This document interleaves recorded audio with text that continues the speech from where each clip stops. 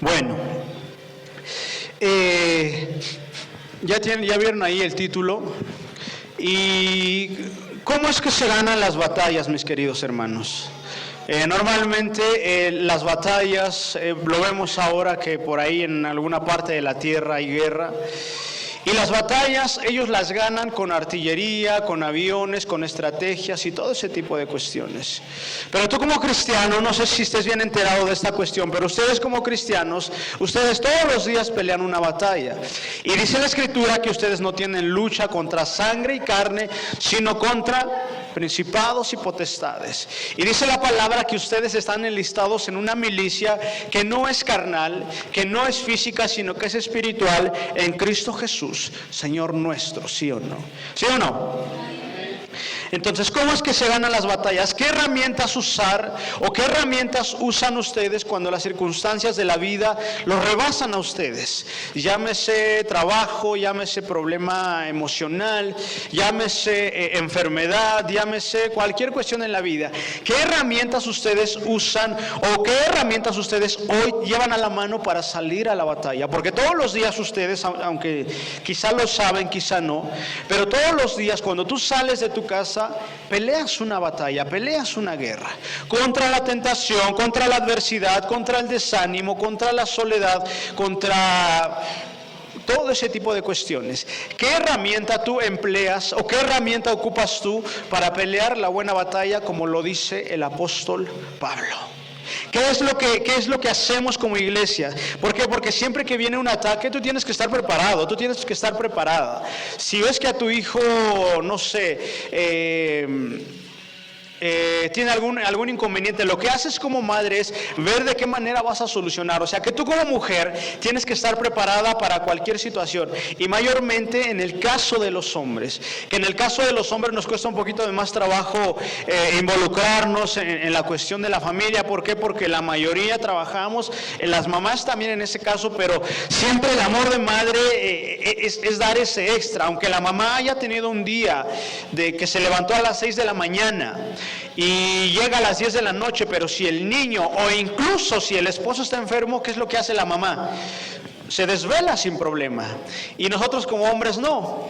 Aunque hayamos tenido un día fácil, tranquilo, pero si el niño está enfermo, ahí medio que oramos por él y nos dormimos. Pero la mamá siempre está preocupada y dice: es que voy a ver a mi hijo y voy a ver cómo está. Y no solamente al hijo, sino a algún familiar que podamos tener por ahí, ¿sí o no? Porque ese es el amor que las madres tienen. O sea que si hay alguien preparado para la milicia, si lo vemos, por eso es que dentro de la iglesia el mayor número de congregantes siempre ha sido así, son las mujeres. Son las mujeres. Es más, aquí hay un montón de mujeres, nada más sabemos 1, 2, 3, 4, 5, 6, 7, 8, 9, 10, 11, 12 cabezas de familia, pues padres. La mayoría son mujeres. La mayoría son mujeres. ¿Por qué? Porque siempre la mujer está más dispuesta a entregar ese extra. Entonces, ¿qué arma tú y yo podemos tener hoy para pelear la buena batalla, mis queridos hermanos? Solamente hay una. Y si no eres conocedor de esa única herramienta, difícilmente vas a poder ejercer un buen trabajo, o vas a poder desempeñar un buen trabajo dentro de la milicia de Dios, que en este caso es la oración. Entonces, ¿cuál será esa respuesta? ¿Cuál será esa arma que Dios nos ha entregado en las manos? Y valga la redundancia, precisamente eso, tus manos. Y ahorita lo vamos a ver. Entonces, ¿por qué las manos? Porque las manos son una señal de que vas a clamar a Él. Levantar las manos es una señal de que te rindes a Cristo. Y ¿sabes qué es lo mejor? Que Dios nunca deja una oración sin responder, mi querido hermano. Así que quiero que me acompañes al libro del Éxodo, capítulo 17. Éxodo 17, ya le quiero tomar y está tapado.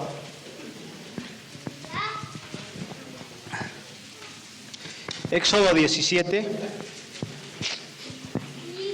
dice: entonces vino Amalec y peleó contra Israel en Refidim. ¿Sí dice así?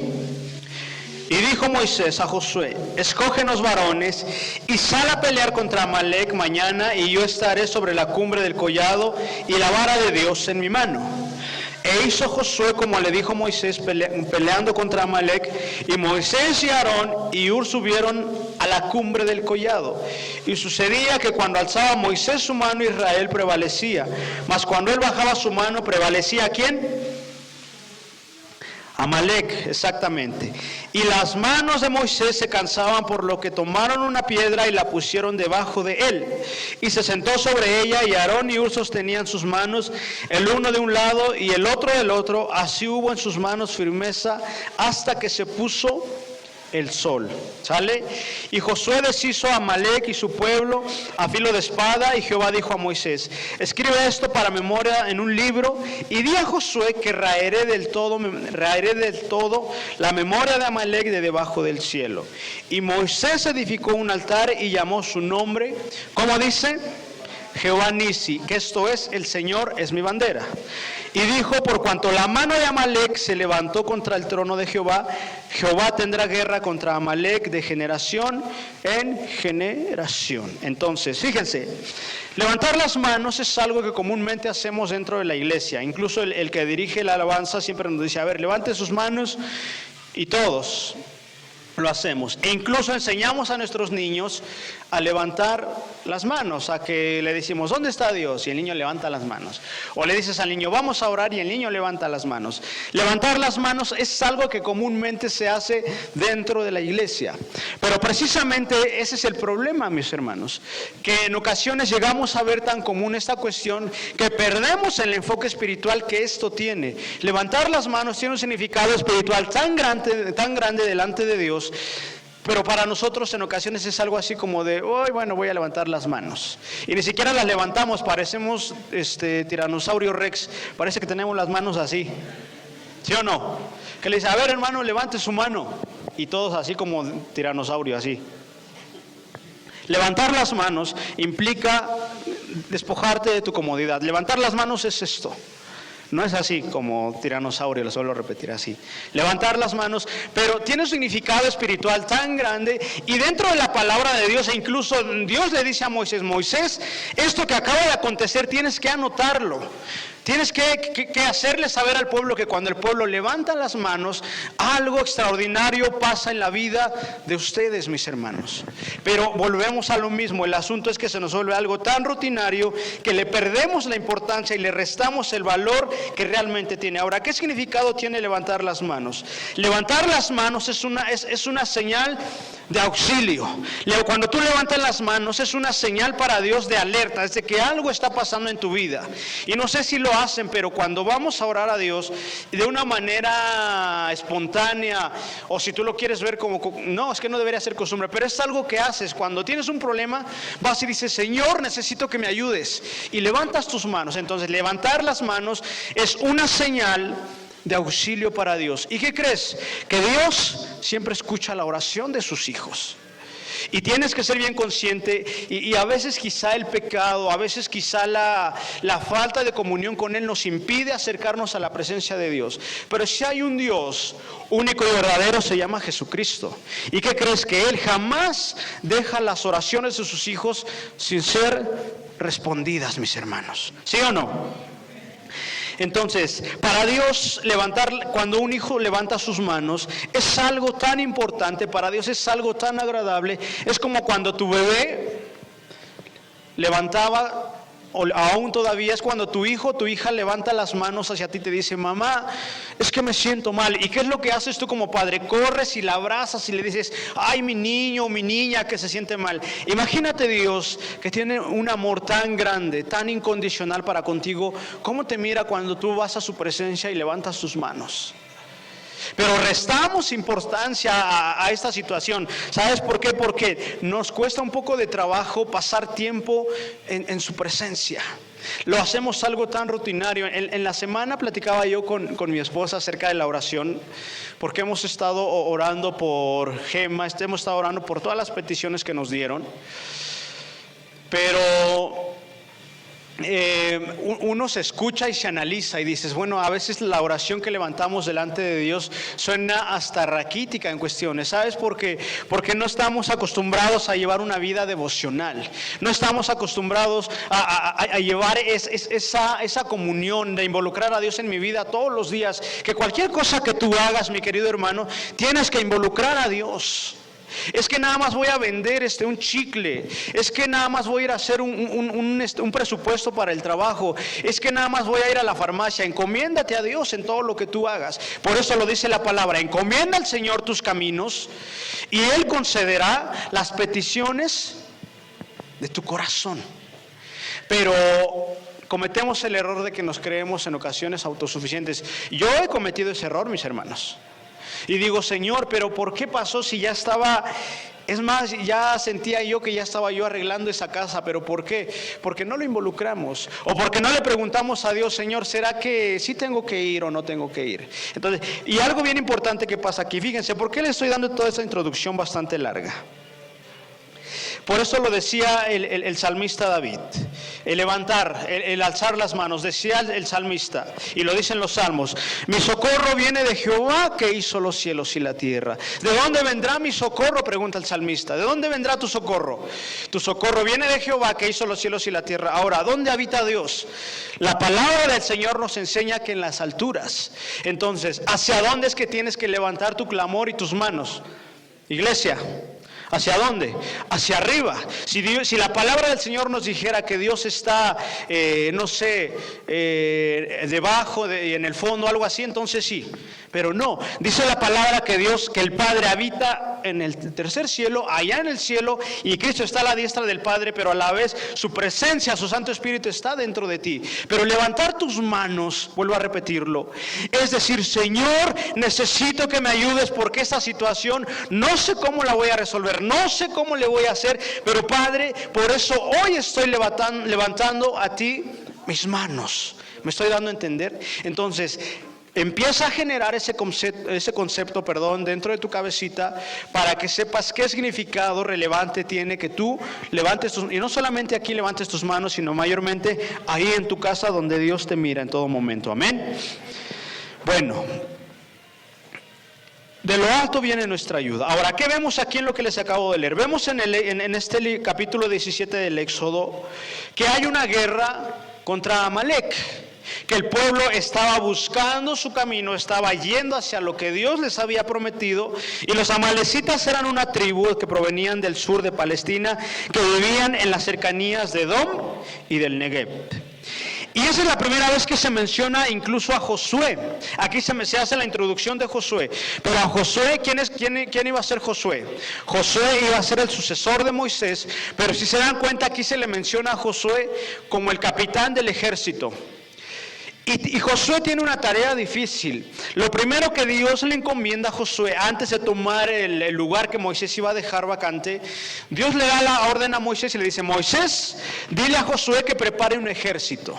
Pero no era un ejército completamente capacitado. ¿Qué es lo que tiene que hacer Moisés? Josué tiene que improvisar a un ejército de la nada. ¿Por qué? Porque, vamos a recordar un poquito, ellos venían de Egipto, venían saliendo y traían su mentalidad de esclavos, que eran libres, pero esclavos a la vez, que habían salido de Egipto, pero traían a Egipto en el corazón. Estamos claros ahí. Y no estaban preparados para la guerra. Habían sido 430 años estando esclavos. Y ellos lo decían: comíamos carne, pero éramos esclavos. Ahora, ¿qué es lo que hace Dios? El Señor los introduce a un desierto y el Señor empieza a mostrar su gloria al pueblo. Pero en esa gloria siempre va a haber oposición, mis hermanos. Y yo sé que muchos de ustedes han tenido o hemos tenido meses y años de victoria, pero siempre la prueba, la lucha tiene que venir a nuestra vida. ¿Sabes por qué? Porque como padres a veces queremos meter en una burbuja a nuestros hijos, que ellos no sufran, que no hagan esto, que ellos no se enfermen, esto y el otro. Y les digo algo, a nosotros nos pasó muchísimo con nuestro hijo Elías. Lo cuidábamos tanto que nuestro hijo se enfermaba cada rato. De verdad, mis hermanos, cada 15, cada 20, cada 15, y cada rato. Y ya con Sofía, pues ya fue más así de... Pues, y aparte las mujeres son más guerreras, ¿a poco no, mujeres? ¿Sí o no? ¿Sí o no? A ver, un grito de júbilo. Las mujeres. Y los hombres somos menos, denos chance. Está bien, está bien. Gloria a Dios por las hermanas, amén. Entonces, volvemos al tema. Esta es la primera vez que se menciona a Josué. Pero Josué tiene un problema en el que empieza a lidiar con hombres no aptos para la guerra, que no sabían cómo tomar un arma. Es que no lo sabían. Los judíos sabían cómo pegar un tabique. Los judíos sabían cómo diseñar algo. Los hebreos sabían cómo trabajar, pero no sabían ir a la guerra. Eso se los aseguro, mis hermanos. Pero Dios le dice, bueno, prepárate un ejército porque Amalek viene con todo y viene contra ustedes, pero yo soy el que va a pelear, decía el Señor. Y Dios le da la orden a Moisés, y esta orden solamente está compuesta de dos cosas, y ahorita las vamos a ver. Entonces, ¿qué pasaría, mi querido hermano, mi querida hermana? Hoy ustedes, la mayoría, se están preparando ya psicológicamente para mañana llevar a los niños a la escuela, ir a hacer la comida, preparar todo, y así empieza la rutina. Pero ¿qué pasaría si hoy, después del servicio, llegas a tu casa, te recuestas y en tu pantalla te dicen que vas a tener que ir al ejército? ¿Qué pasaría? Que te dijeran, ¿sabe qué, mujercitas? Mañana se van a ir al ejército a preparar la comida porque su marido va a ir a dar su vida por la nación. ¿Qué pasaría? Tú dirías, ¿cómo, no? ¿Cómo es que si ni siquiera me han preparado, no me han dicho cómo, ni la resortera sé usar, porque ahora los niños ya no saben usar la resortera? Yo sí todavía fui de los últimos a matar lagartijas, ¿no? Hasta las hermanas yo creo que saben. Pero hoy en día la mayoría no sabemos cómo se usan esas herramientas. Y creo que ninguno estaría completamente preparado para salir a la guerra. Pero hay algo que tienes que entender, que este tipo de situaciones vienen a tu vida todos los días. Han venido a tu vida problemas y situaciones que no sabes cómo arreglarlas, ¿o sí? Esto mismo pasa dentro de la milicia. Hay cosas en nuestra vida, en nuestra milicia espiritual, que no sabemos cómo resolverlas, pero el asunto está que ya estamos dentro. Y el pueblo se encuentra en esta mera situación y no estaba preparado, no estaba listo, pero las situaciones de la vida nos llevan a improvisar en ocasiones, ¿a poco no? Que dices, híjole, es que mañana tengo que hacer esto y esto y esto, y sea como sea, improvisas, y tú ves la manera en el que haces y cubres los pagos o yo que sé lo que sea, pero el punto es que improvisas y lo haces bien, ¿sí o no? Y dentro de nuestra vida espiritual no podemos improvisar, mis hermanos. Tienes que aprender a llevar una vida espiritual constante, una vida espiritual conforme a lo que Dios ha establecido conforme a su palabra. Entonces, a ti se te han encomendado tareas como hombre y como mujer bastante difíciles, ¿a poco no? Es difícil. Si a mí hoy me pusieran a manejar, no sé, un avión, pues primero ni sabría cómo se enciende, ni sabría cómo despegarlo. Y si me dan un arma, pues yo creo que le dispararía a alguno de ustedes que esté a mi lado, porque no sé usarlo. Y si me dieran, no sé, si me mandaran de ayudante de enfermero, pues yo creo que los enveneno, porque no sé ni inyectar, ¿no? O sea, me refiero a eso. El pueblo estaba en esta misma situación. Y aparte, era un pueblo que estaba acostumbrado a la esclavitud, pero que era un pueblo también que no estaba acostumbrado a dar el extra. Y se los decía yo hace un rato, si hay una persona dentro de la iglesia que sí está acostumbrado a dar el extra, son las mujeres. Y si se dan cuenta, en el ministerio del Señor Jesús habían mujeres que incluso sustentaban el ministerio de Jesús, que estaban escuchando el mensaje de Jesús, y que los hombres pocos que estaban ahí solamente estaban para ver nada más qué hacía bien o qué hacía mal el Señor. Pero las mujeres siempre han tenido esa disponibilidad. Pocos son los hombres, honestamente, mis hermanos, que realmente se comprometen con Dios. Pero cuando un hombre se compromete con Dios, chulada, hermano. Porque Dios hace cosas maravillosas, y no porque con las mujeres, no, claro que sí, pero conforme al orden de Dios, cuando vamos a verlo así, y es así. Dios ha llamado primero al hombre, y en este caso a su ayuda idónea, no atrás, sino a la par con él. Entonces, cuando el hombre se compromete, cosas increíbles pueden pasar en la vida de ustedes, mis hermanos. Así que exhorto a los hermanos a que nos comprometamos más con el Señor, ¿sale? Ahora, antes de salir a la batalla, tienes que hacer un plan. Antes de ir a hacer lo que Dios te dijo, tú tienes que ejercer un plan. Tienes que ver la manera de ver en cómo vas a pasar, lograr de aquel lado y no hay un puente. Ustedes tienen que ver. Tienes que hacer un plan. Y Moisés le da el plan a Josué y el plan consistía de dos fases nada más. Uno, Josué, buscar hombres preparados para la guerra, preparados en el sentido de que tenían que salir, ya hombres adultos. Y dos, le tocaba a Moisés subir a lo alto del monte y hacer una cosa fácil. ¿Y cuál era? Levantar las manos. Y parece una tarea fácil, mis hermanos, pero ¿qué crees? Que no lo es. Levantar las manos va a traer aflicción a ti. Levantar las manos te va a cansar de una manera física, emocional e incluso espiritual también. ¿Sabes algo? Te voy a decir, dentro de la iglesia hoy en día hay muchas cosas y no está mal, está bien, está perfecto y espero que algún día nosotros lo podamos hacer también. Hay eventos, hay conciertos y esto y el otro, pero lo que no hay incluso dentro de nuestra casa es ese levantamiento de manos. Y todos profetizamos y confesamos y hablamos un avivamiento, pero si no hay comunión, mis hermanos, no puede haber un avivamiento. ¿Cómo es que vino el avivamiento en el libro de los Hechos en el día de Pentecostés? ¿Qué estaba haciendo la iglesia? Unos estaban orando, incluso hasta de ahí se hicieron un corito. Unos oraban, otros cantaban, pero todos alababan al Señor. Alabaré. Es conocidísimo ese corito, ¿sí o no? Y algo semejante tiene que pasar dentro de este lugar. No podemos esperar que Dios traiga un avivamiento si tú y yo no clamamos a su presencia. No podemos esperar un avivamiento si no hacemos lo que Moisés hizo, subir al monte, y subir al monte es literal ir a encontrarte con la presencia de Dios. Eso es lo que significa subir al monte. Pero ahora, Moisés no sube solo, sino que Moisés va acompañado de dos hombres, de su brazo derecho y su brazo izquierdo. Aarón, su brazo derecho, y Hur, que en este caso era su brazo izquierdo. ¿Sale? Entonces, dice la palabra que inicia la batalla y se empiezan a enfrentar los amalecitas contra los hebreos. Pero algo extraño estaba pasando dentro de esa batalla. ¿Sabes por qué? Porque vamos a interpretar la palabra. Dice la escritura que los hebreos eran del equipo rojo y los amalecitas eran del equipo azul. Y empieza la batalla y ellos estaban peleando, pero Moisés se sube al monte y junto con los dos hombres. Pero algo empieza a pasar, porque cuando Moisés empieza a subir al monte, empieza la batalla, pero la batalla empieza a hacerse fuerte, empieza a hacerse muy cerrada. Pero cuando Moisés llega a ese lugar y empieza a levantar las manos, algo empieza a pasar. Que el pueblo hebreo empieza a tener la victoria, que el pueblo hebreo empieza a imponerse sobre los amalecitas y el pueblo hebreo empieza a ser vencedor.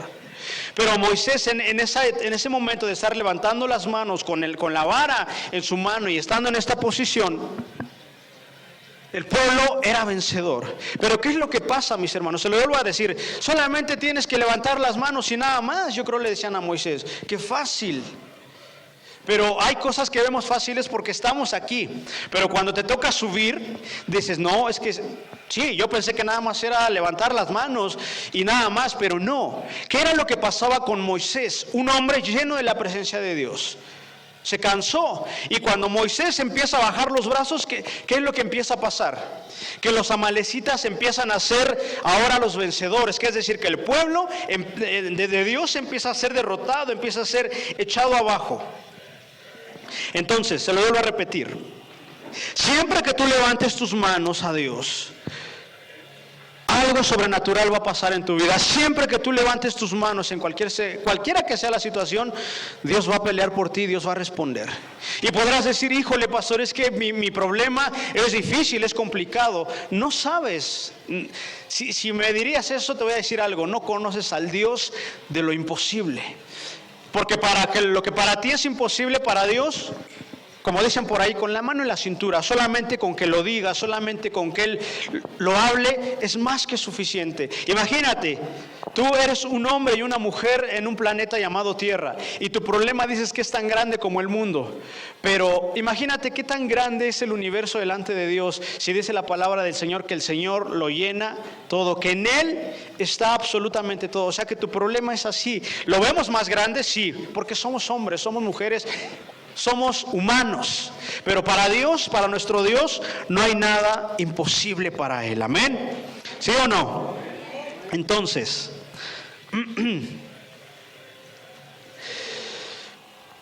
esto que estaba haciendo Moisés demandaba de él un esfuerzo mayor. Y yo sé que es complicado, mis hermanos, yo sé que es un tanto difícil, yo sé que eso genera incomodidad dentro de la carne, pero se los vuelvo a decir. Moisés tenía que hacer algo, simple y sencillamente levantar las manos, pero es un hombre como tú y como yo. Y si Moisés era un hombre lleno de la presencia de Dios y se cansaba, ¿tú crees que nosotros no nos vamos a cansar? Tendríamos que estar llenos como Moisés, claro.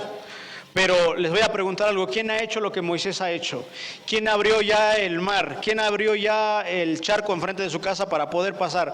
Nadie, todos nos seguimos mojando los pies. Y si Moisés, que era un hombre lleno, se cansaba, por eso es que tú y yo a veces nos cansamos. Y te voy a decir algo, hay peleas, hay batallas que te hacen desertar de una u otra manera. Hay batallas que pueden durar un día, una semana, o meses, o incluso años. Y ese tipo de batallas te desgastan emocionalmente, espiritualmente. Claro que lo van a hacer. Pero ¿cuál era el secreto? ¿Qué significado tendrá esto de levantar las manos? Levantar las manos está bien cerrado, mis hermanos, con la oración. Y les voy a preguntar algo que siempre les pregunto. ¿Cuánto tiempo oraron en esta semana con el Señor? ¿Cuánto tiempo? ¿Por qué? Porque no puede haber una iglesia que no ore. No podemos ser una iglesia que no tenga comunión con Dios. No podemos serlo, mis hermanos. De verdad me encantaría decirles otra cosa, pero eso es lo que hay, eso es lo que el Señor nos dio, eso es lo que el Señor nos está hablando. Y si tú y yo no tenemos comunión con Él, difícilmente, mis hermanos, vamos a ver que esa batalla que hoy estamos teniendo, difícilmente vamos a ver la victoria, una respuesta favorable a nuestra vida. Algo pasa cuando tú levantas tus manos. Amén. Bueno, seguimos. Algunos podrían decir o pensar que a veces nuestra vida está muy relacionada al fracaso, y hasta cierto punto sí. Pero te voy a decir algo, no te acostumbres, no nos acostumbremos. Yo sé que la vida a veces nos pone pruebas bastante complicadas, y yo siempre lo he dicho, si hay algo en la vida del ser humano y si hay algo difícil de entender, y siempre lo he dicho, y creo yo que siempre lo voy a decir, es llevar una vida de enfermedad, mis hermanos. Lo vemos en el caso de Job. Sus amigos no lo entendían, incluso hasta lo juzgaban. Lo vemos en el caso ¿de quién más? De David. David al final terminó enfermo, terminó solo. Ni siquiera sus hijos se ocuparon de él, el gran rey. Y lo vemos con muchos hombres dentro de la palabra que siempre en el proceso de enfermedad, si hay algo que se quiebra es el corazón, la dureza, el caparazón del ser humano. Si hay algo que puede romper, mis hermanos, la dureza de cualquier persona es un proceso de enfermedad. Y yo siempre lo he dicho, y difícilmente en ocasiones comprendemos, o ¿sabes por qué? Porque no lo sentimos, no nos duele. Y eso es algo hasta cierto punto normal como seres humanos. Y eso siempre ha generado dentro de nosotros quizás hasta resentimiento, enojo, porque no nos sentimos comprendidos, porque no se sienten comprendidos. Y decimos, híjole, creo que en mi vida he disfrutado más de fracasos, más que de victorias, cuando la palabra de Dios dice que vamos de victoria en victoria, de gloria en gloria, lo dice la palabra. Y sí, pero ese de gloria en gloria, en medio de ese de gloria en gloria hay batallas.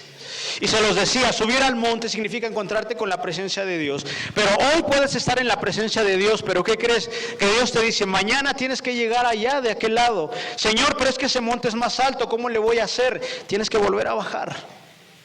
Tienes que vivir otra vez ese proceso. Ya aprendiste a llegar aquí, ya sabes cómo llegar aquí. Ahora tienes que volver a bajar, tienes que irte hasta abajo, a ir al valle, de sombra y de muerte, pero ¿qué crees? Que ahí yo voy a estar contigo, dice el Señor. Y tienes que volver a subir porque allá otra vez yo te voy a estar esperando.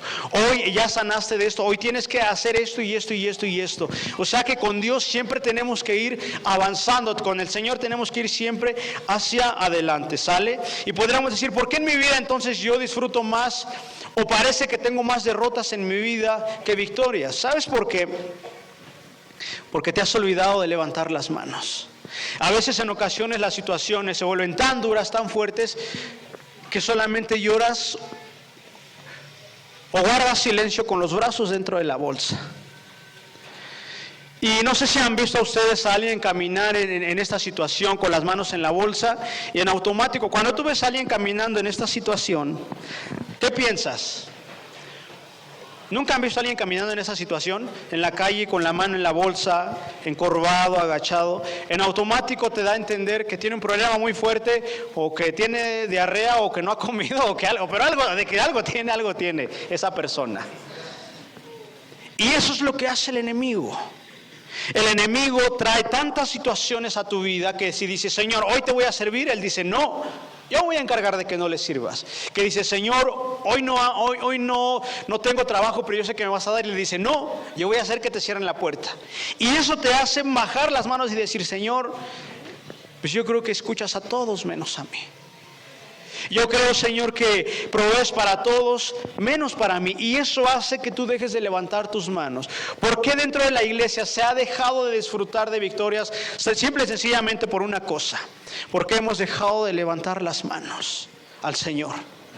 Hemos dejado de levantar las manos. Y de verdad, date qué significado tan grande. Incluso no Moisés, no Josué, no el pueblo, sino que Dios le dice, Moisés, anótalo, escríbelo, porque esto es algo importante para el día de mañana, para toda la iglesia que viene adelante. Tienen que aprender que tienen que vivir una vida con las manos levantadas. Y al final les voy a dar un ejemplo, y creo que nunca lo habían visto de esa manera. Amén. Entonces, si crees que estás solo o estás sola, no pasa nada. Solamente levanta tus manos porque Dios está esperándote de la misma manera con los brazos abiertos. Amén. Entonces no estás solo ni sola. Fíjense. Dice el 11, y sucedía que cuando alzaba Moisés su mano, Israel prevalecía. Mas cuando él bajaba su mano, ¿quién ganaba? Amalek. Entonces, cuando levantas tus manos, ¿qué crees? Que hay victoria. Pero cuando las bajas en automático, enseguida te está esperando la derrota, mi querido hermano. O hay de dos, o te quedas con las manos en la bolsa, con tu diarrea, como decía ya ahorita, con tu preocupación, o levantas tus manos, aunque te esté doliendo el proceso, aunque sea la situación difícil, tienes que aprender a levantar tus manos y digas, Señor, me siento mal, no sé cómo le voy a hacer, Padre, pero lo que sí sé es que puedo levantar mis manos a ti. No tengo esto, no tengo el otro, no tengo aquello, sí lo sé, pero te tengo a ti. Y eso tendría que ser más que suficiente para la vida de cada uno de ustedes, ¿sí o no? Entonces, hay victorias que están por llegar. Hay victorias que están cerquita de llegar a tu vida, así que no bajes las manos. Y si las tienes abajo, no te preocupes. Solamente tienes que hacer una cosa: levantar las manos. Eso es lo único que tienes que hacer. Y dirás, es que ya clamé, ya dije, ya esto y el otro. ¿Qué crees? Que las victorias más grandes tardan un poquito más en llegar.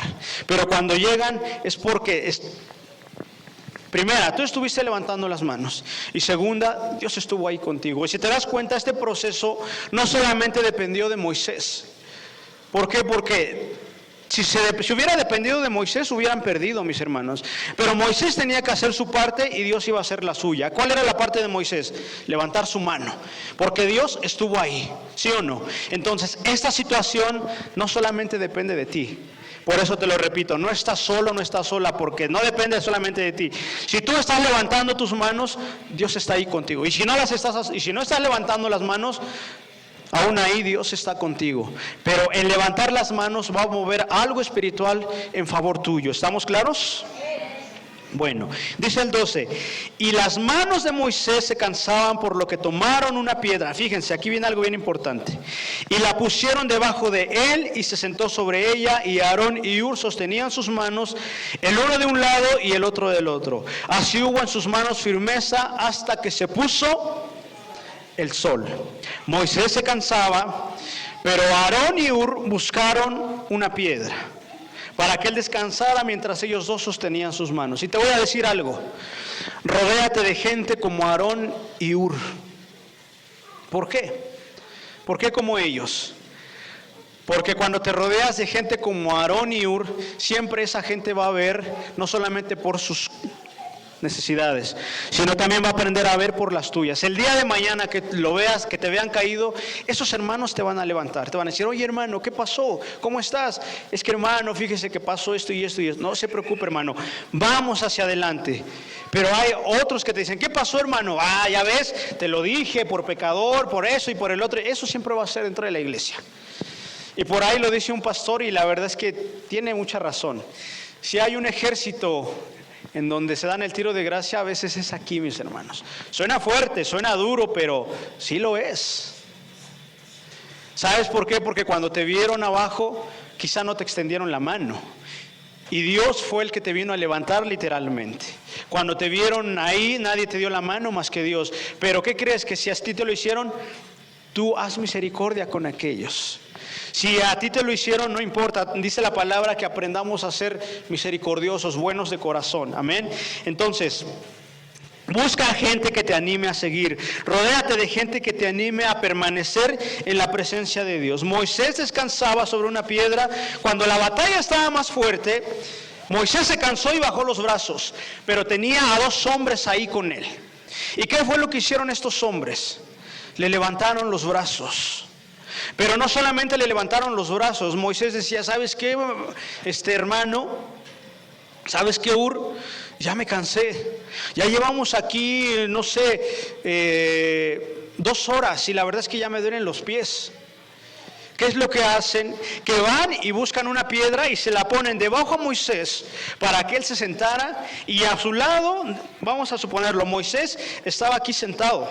Vamos a ver que es la piedra y yo soy Moisés, ¿no? Con mucha imaginación. Y habían 2 personas que le levantaban los brazos. Moisés estaba así. Se cansó, pero siempre hubieron 2 personas a su lado, levantándole las manos. Y en este caso, es tu esposa o tu esposo. Y si no, uno de nosotros va a ser el que te tiene que levantar las manos. Y si no, ¿qué crees?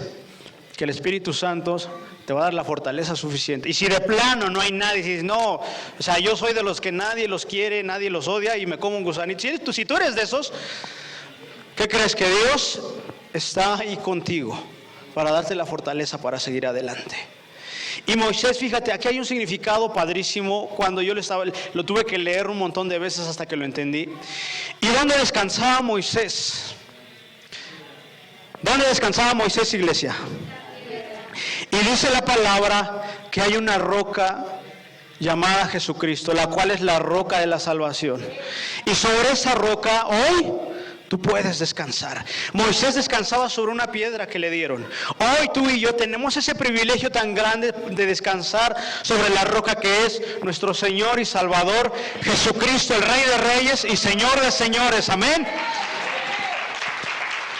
Aleluya.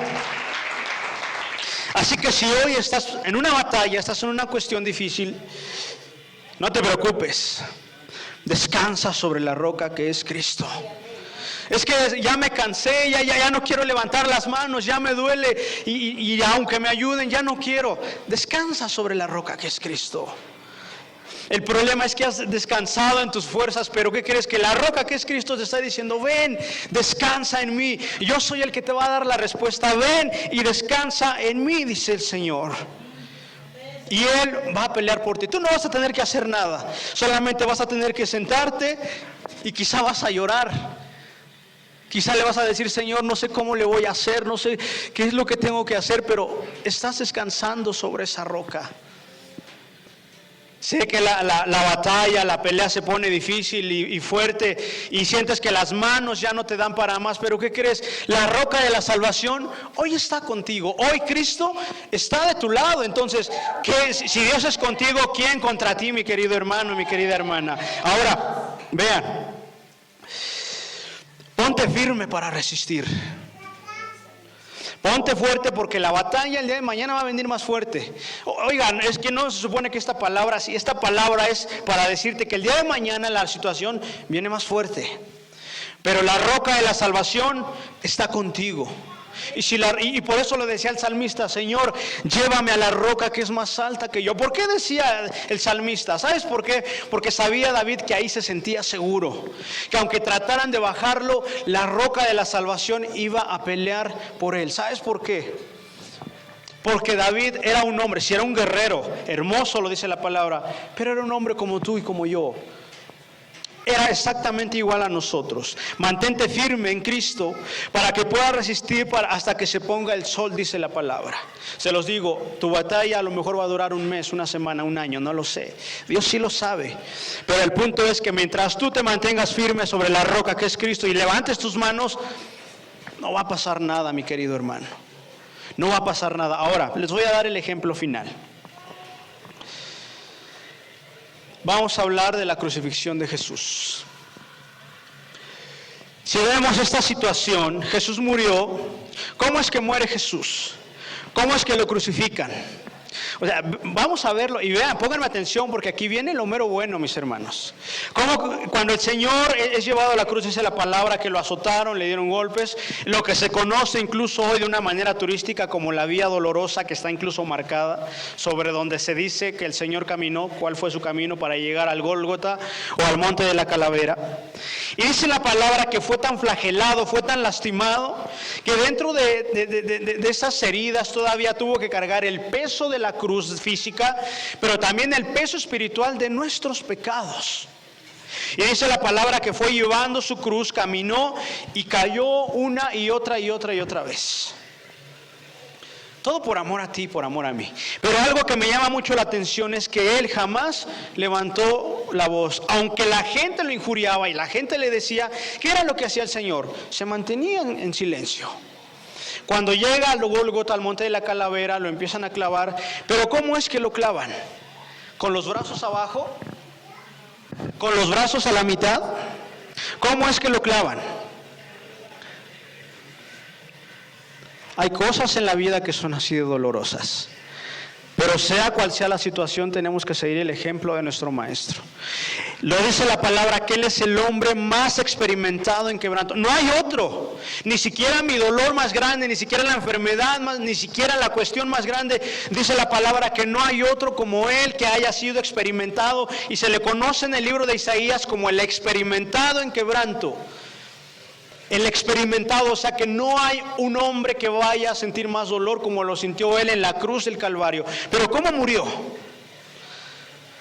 Clavado en una cruz, con los brazos abajo, con los brazos a la mitad. No, a pesar de que estaba sufriendo toda la agonía y todo el dolor, estaba con las manos extendidas diciendo, Señor, y lo decía en el Getsemaní, Señor, si es posible que pase de mí esta copa, pero que no se haga mi voluntad, sino que se haga la tuya. Sé que me va a doler, Señor. Y no solamente, es más, nos han dicho que se le clavaron los clavos aquí en la mano, pero no, es aquí. Aquí en la muñeca están los dos huesos y tenemos un espacio. En ese espacio lo clavaron, porque si lo hubieran clavado aquí, se desgarra la carne porque pues se sigue y pues no, es así. Fue clavado realmente aquí, ¿no? En la muñeca. Pero ¿cómo? Vuelvo a repetirlo, ¿cómo fue clavado? Con los brazos extendidos. Y si hoy que tú y yo tenemos los brazos sanos, estamos bien, gracias a Dios, nos cuesta trabajo levantar las manos. Pregunta, ¿tú levantarías tus manos después de que fuiste traspasado, después de que fuiste azotado con látigos que traen puntas de metal y huesos que literal cada vez que te tocan la piel, cada vez que te tocan el cuerpo, te arrancan la carne y hace que tus costillas o todos tus huesos se vean? Creo que no, mis hermanos. Pero vamos a relacionarlo con esta cuestión de nuestro diario vivir.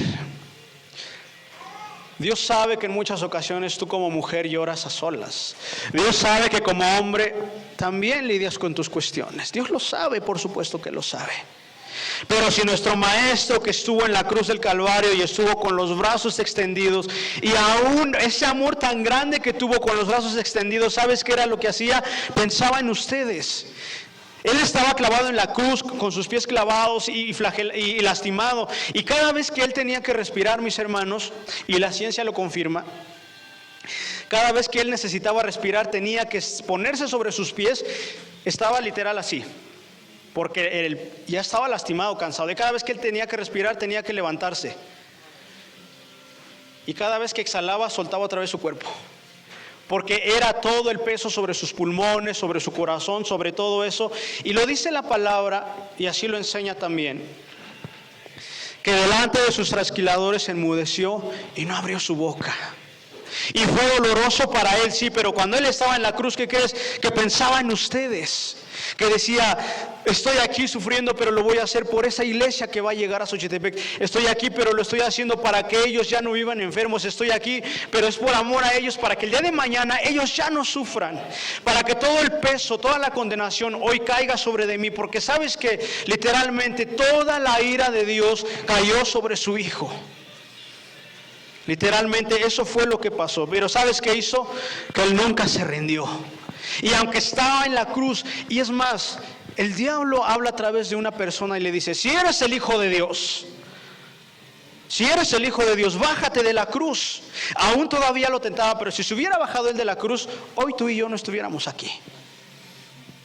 Pero él dijo, no, si soy el Hijo de Dios, y porque soy el Hijo de Dios, voy a dar mi vida por ellos. Pero también, ¿qué crees? Tuvo el mismo poder para darla, el mismo poder fue el que tuvo para tomarla, lo dice la palabra. Pero aquí también es que Él nunca pensó en abandonarte. Así que te voy a decir algo y quiero que medites bien. No abandones a Dios. No abandones el camino de Dios. No abandones, sigue adelante, sigue esforzándote, sigue caminando hacia adelante, porque si hoy tú te permaneces fiel, Dios va a estarlo contigo todos los días de tu vida, mis hermanos. Ahora sí, ya vamos a terminar, ahora sí es en serio. Si vives de rodillas delante de Dios con las manos levantadas, vas a poder estar de pie delante de quien sea y ante la situación que sea, mi querido hermano. Si vives de rodillas, si vives humillado delante de la presencia del Rey de Reyes y Señor de Señores, vas a poder estar de pie delante de cualquiera que sea la situación que quiera acechar a tu vida. ¿Sabes por qué? Porque hoy eres más que vencedor en Cristo Jesús, Señor nuestro. Amén. Entonces, ¿qué guerra podría haber hoy en tu vida que haga que bajes los brazos? ¿Necesitas que alguien te levante los brazos? Lo vamos a hacer. ¿Necesitas que alguien te acompañe en esa batalla? Dios lo está haciendo, pero también permítenos acompañarte como iglesia en esa situación. Amén.